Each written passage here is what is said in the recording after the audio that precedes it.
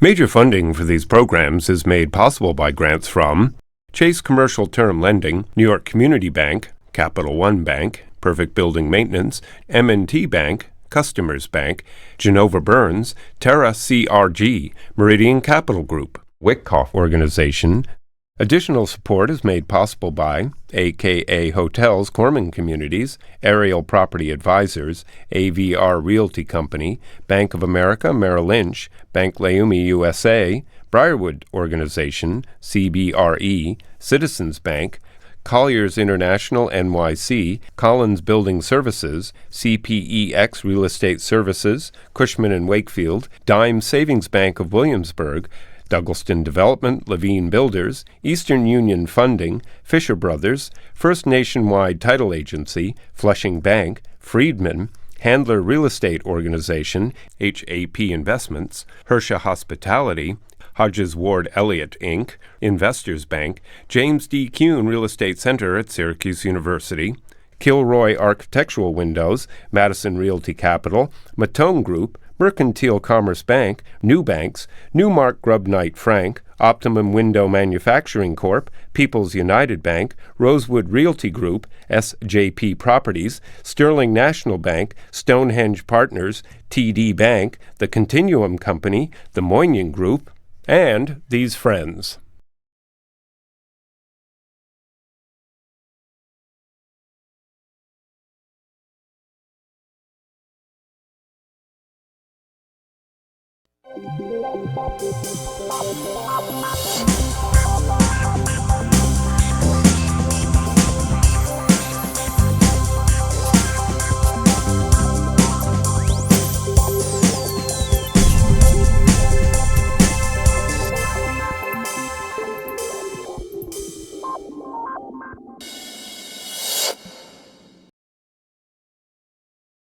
Who would think that industrial properties are being, you got tennis courts on certain industrial properties. You have hockey rinks, you have soccer, you have food courts. Industrial has become an adaptive product, or as my friend Frank would say, a recycling of a product. So today I've brought this group of people who will discuss the virtues and changes taking place in the industrial market. My guests include Josh Zegen, who is the co-founder and managing member at Madison Realty Capital, Frank Zuckerbrot, who's the president of Sholom and Zuckerbrot Realty, Gregg Gerken, who is the head of the U.S. real estate lending for commercial real estate at TD Bank, and last but not least, John Werwaiss, who is a principal at Werwaiss Properties.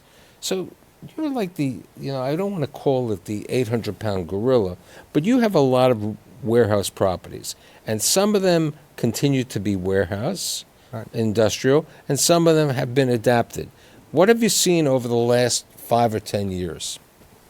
When you say, adapted, what really we are doing, Michael, is responding to the demands of the marketplace.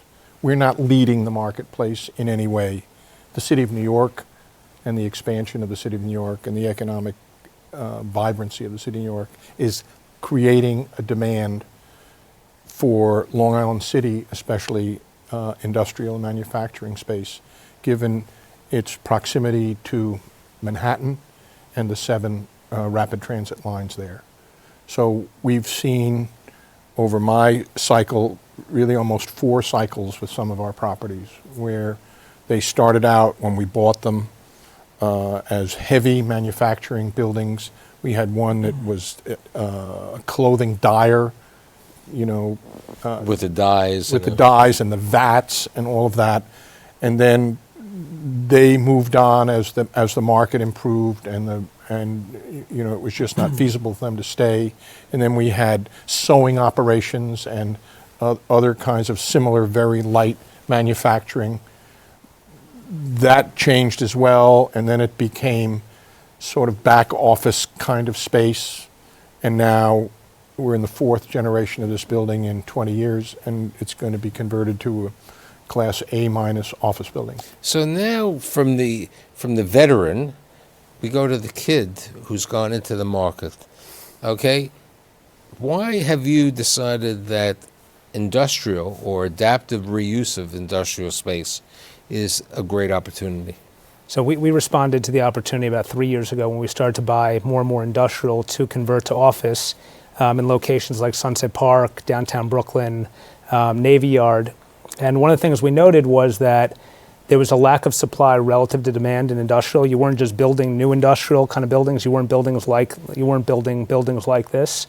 A lot of these areas had high density locations, which would become great office locations ultimately. And there just was so much supply being taken out of the system with residential conversions, hotel conversions. We believe that was going to continue. And a lot of these tenants have to be in these locations because where they are. It's just whether the logistics, manufacturing, moving, storage, they couldn't be in a place like Yonkers because it's not, it's not convenient to moving or convenient to what they did. So that was what we noted. We have a good friend who's in the catering business, and he was on Christie Street, and he had to move. His lease was up.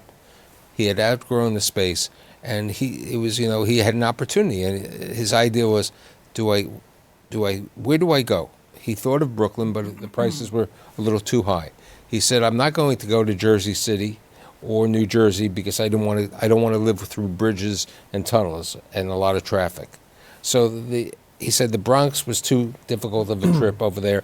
So the ideal place was Long Island City, or if he would have had an opportunity to go into Brooklyn. But he felt that was the market. When somebody takes a property, okay, and I think Josh brought up some adaptable type of reuse, and I think one would be the paper factory that you're talking about, which was a warehouse in Long Island City, which was converted to a hotel. How do you as a banker look at that type of reuse? Well, I think in general, you look at it through a couple of different lenses. One is, what's the basis and what's it competing against? When you look at the cost to build today, or the cost to replicate today, it's frankly a better play to buy something like that can be converted, and your conversion cost is relatively low. Second, if you're buying and acquiring these properties to meet a demand, as you pointed out, you're not being the pioneer, you're really converting these buildings where there's demand. You've got a marketplace and comps to compare it against, in which case, if it compares favorably, your basis is right, the conversion is right, and you've got some good comparables to compare it to. So we tend to look at that very favorably, and I think given how much it costs to acquire, get entitlements, et cetera, on land, we're not creating new industrial in many places, and if we are, it's in those distribution markets that are pretty far away from New York City. So I think one of the things that has driven the value of industrial in this area is the fact that it's not replicable. It's very hard to replace, and it's not getting replaced. It's being taken offline. But e-commerce has taken a major effect, especially with like Amazon Prime, which is, a 2-hour delivery service, and, Instacart and other places that the warehousing type of situations over there. How do you see the effect of e-commerce on the industrial or the adaptive reuse? Well, just to follow up on that, what's interesting for the caterer, for example, it's difficult for e-commerce. Catering is a service business, and it's not something that's replicable, delivering something. So what's important is for the caterers, and we have a number of them as our tenants, number one, time is important. They need to be able to move and get in and have a continuum of business. So Long Island City is a wonderful location because a caterer in an M zone is an as-of-right use. So there's no zoning or CO or any other issues. From the owner's point of view, the landlord's point of view, what you're really talking about is putting in sufficient gas capacity, sufficient water capacity, and sufficient electrical capacity, which is very easily done. Infrastructure, right? You're not putting up walls because the tenant builds out his own catering kitchen and how he prepares the food and how he ships it and all. So the whole thing can be done very quickly. So for anybody in the catering business, Long Island City is really an ideal location, right across the Queensboro Bridge into Manhattan, or lots of catering opportunities, obviously, in Long Island City now, too. Yeah, John's correct. I mean, if I can add to that, again, that type of operation is really at the high end of industrial, and they require this just-in-time delivery model where they can get their product to a very large community in a relatively quick period of time. Also, you have to get your employees there. And again, one of the things that really becomes a gut check for so many companies, especially a high-end food industry company, would be the risk of losing quality employees. And you can get those employees in and out of the boroughs. Even if you have to use a van to get to a subway here's a stop, question. it still makes sense. One of the conversions that your company did was something that on a property that you owned. You owned an industrial building. This goes back, 12, 14 years now? Yeah. And then you converted into one of the most successful Home Depots. How was that done? What was the insight behind that? It was almost by accident. As John says, the market has to be ready for you. We saw a property that had a lot of value in Bedford-Stuyvesant, right at the border of Williamsburg, Fort Greene. And it was a beautiful industrial building that had been built by IBM.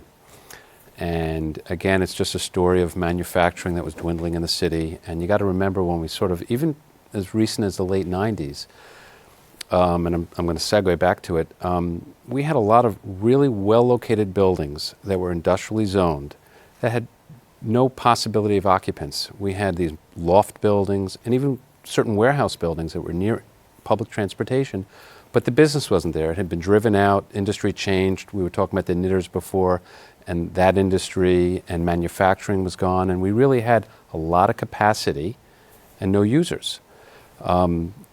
And sort of what took place was the rezoning after we started this project. But the rezoning from the Bloomberg administration really is why we're all sitting here today talking about all these changes that took place and the adaptive reuse of what was left and not turned into residential. The Home Depot property was just a matter of catching a tenant in great timing. They were just expanding into the city. We had the ability to provide parking, and it was a warehouse that we really couldn't find a good warehouse user to fill with, and yet the retailers, the big box retailers, were first knocking on the door in the city. So it was a great opportunity. Now it's surrounded by tall residential buildings all around it. We didn't know Williamsburg was going to go through that kind of rezoning. Let's talk about, two other major areas. I mean, the Navy Yard has been around for close to 200 years. And all of a sudden, the Brooklyn Navy Yard has become the hip location. And the other hip location is the old Bush Terminal, which we call Industry City. What has created that? What would you say was the momentum that changed the market, that these two properties changed overnight? I mean, Brooklyn Navy Yard, I'd say Steiner Studios had a major effect on that. That was a specific. But now the Brooklyn Navy Yard is being changed, okay? There was a notice today that Brooklyn Brewery is over there. Russ and Daughters is opening up there. Another food entity is opening up there. Industry City probably today has a couple 100,000 square feet of food.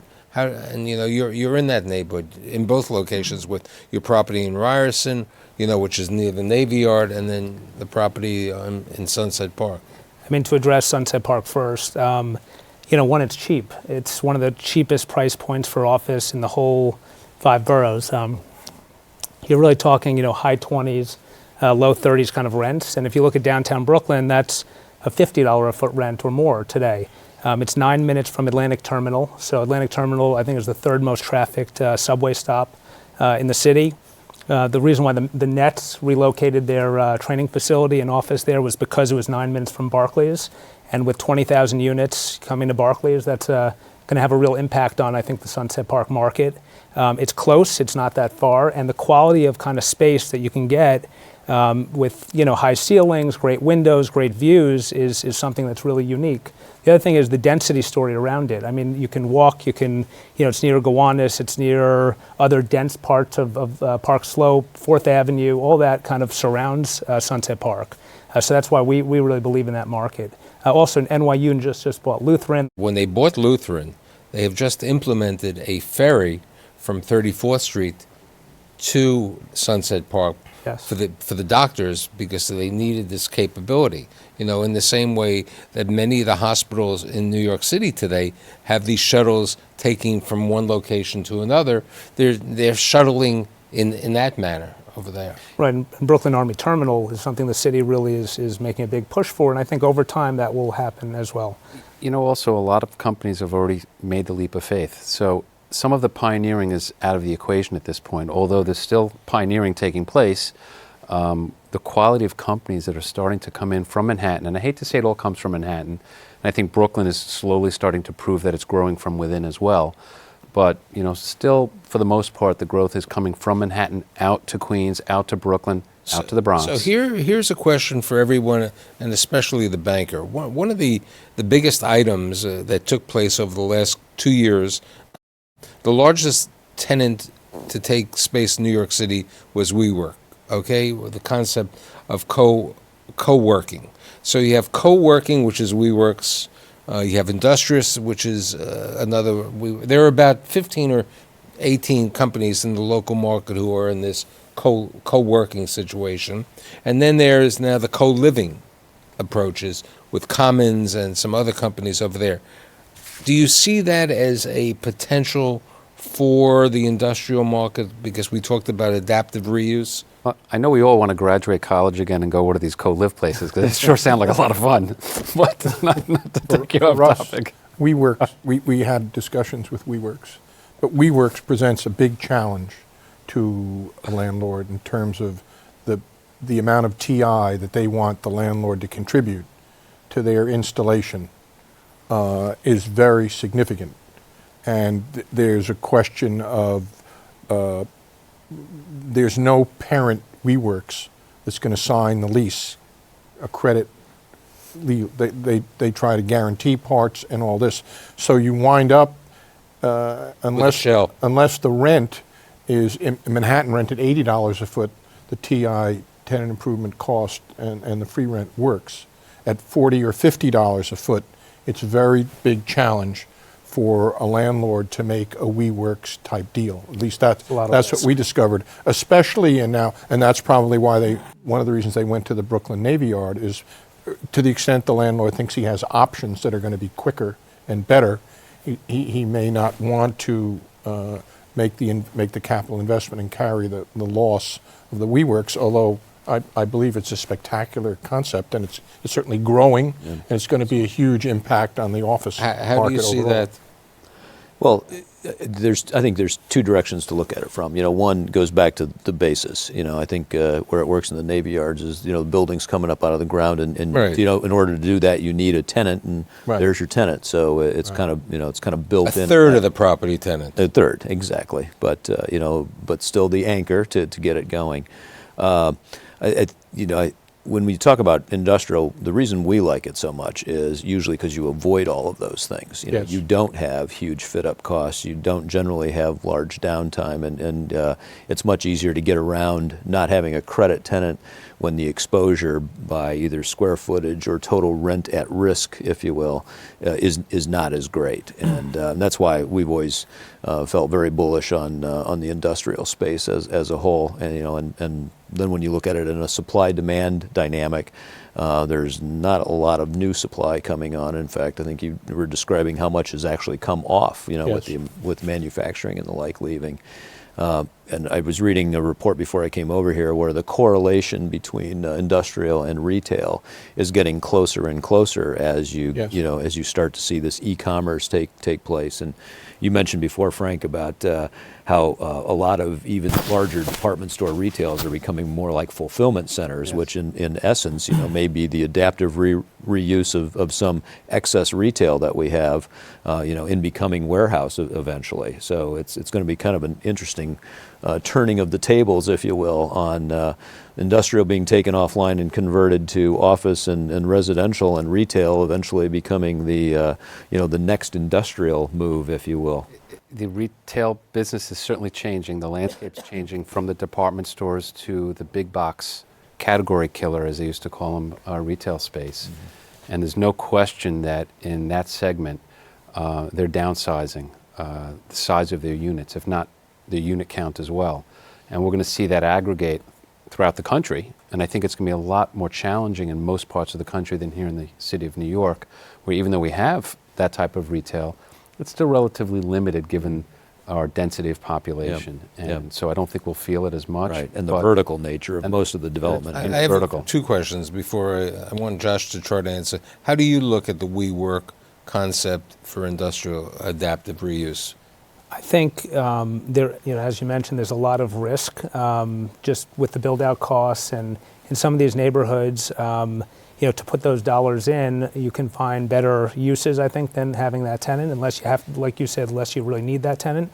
The flip side is once they're in, let's say something does happen, there are businesses within the WeWork that will expand. So if you do attract, you know, 20 different subtenants within that WeWork, and some of those tenants take off, some of those tenants are going to look for more space if something should happen to, you know, a WeWork or someone like a WeWork. Josh is making a point, I think, where we are in the cycle, that many strong owners at this point want WeWork's model to prove out when we get challenged and tested. Here's something. I did a show a couple weeks ago where I discussed co-living, and I also brought in somebody from Colorado who owns a company called Pivot Desk, and he's basically in office subleasing.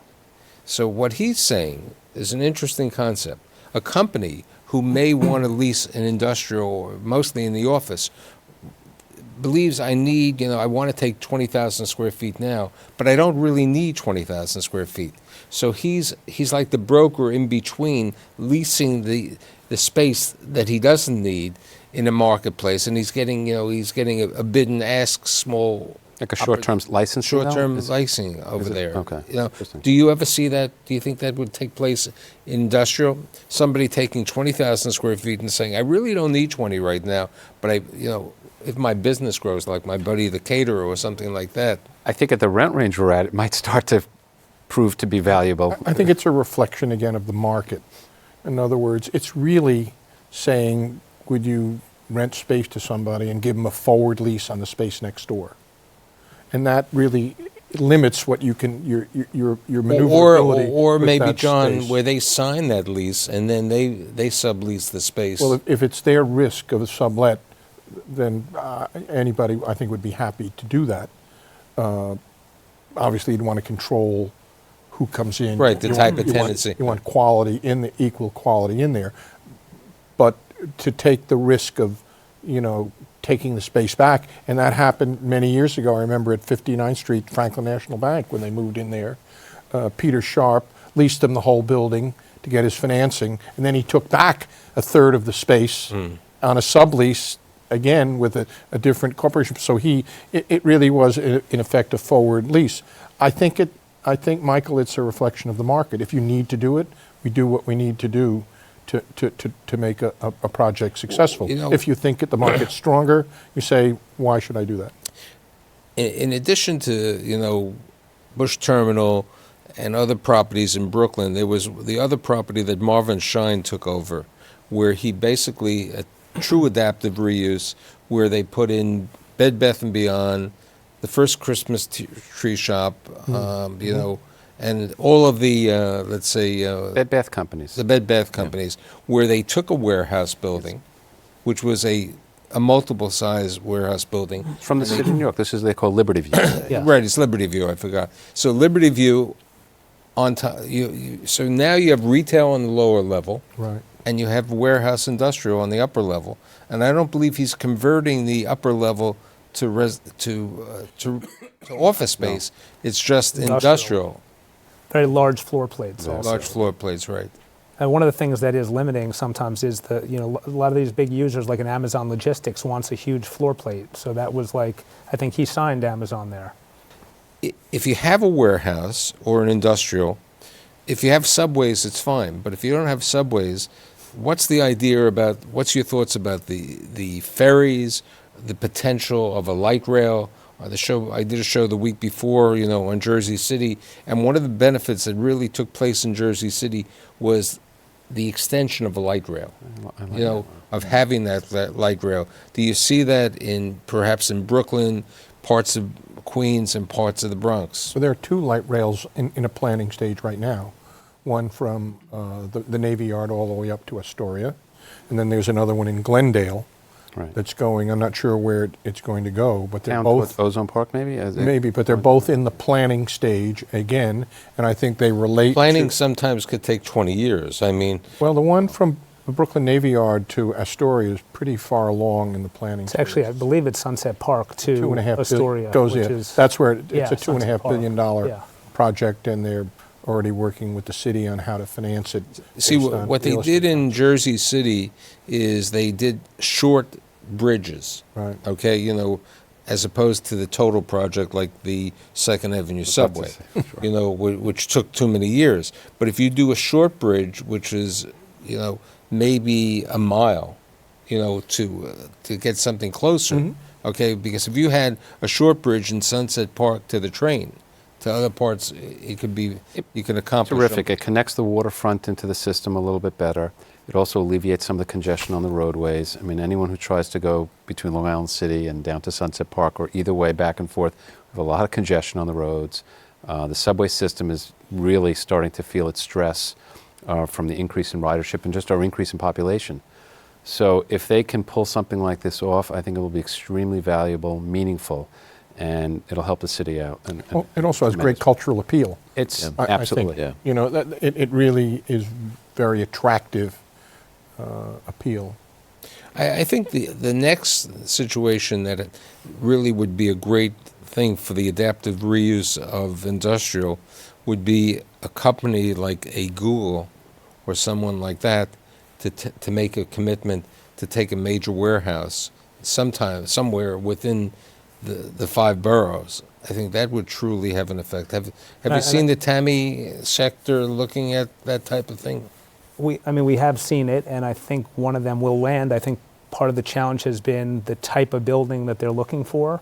So we were involved as a lender, at least on 25 Kent in Williamsburg, and that's one of the few brand new kind of buildings to be built in Brooklyn or in any of the boroughs.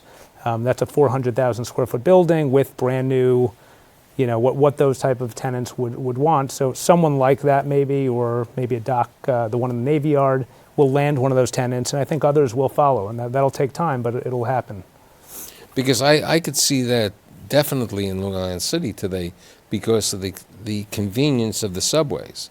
The 7 lines, the 7 trains going over there, as well as the bus if you want, because last night I was walking on the street and I happened to notice the bus on 59th Street going over the 32 to Roosevelt Avenue, over there. What about the possibility of a tram?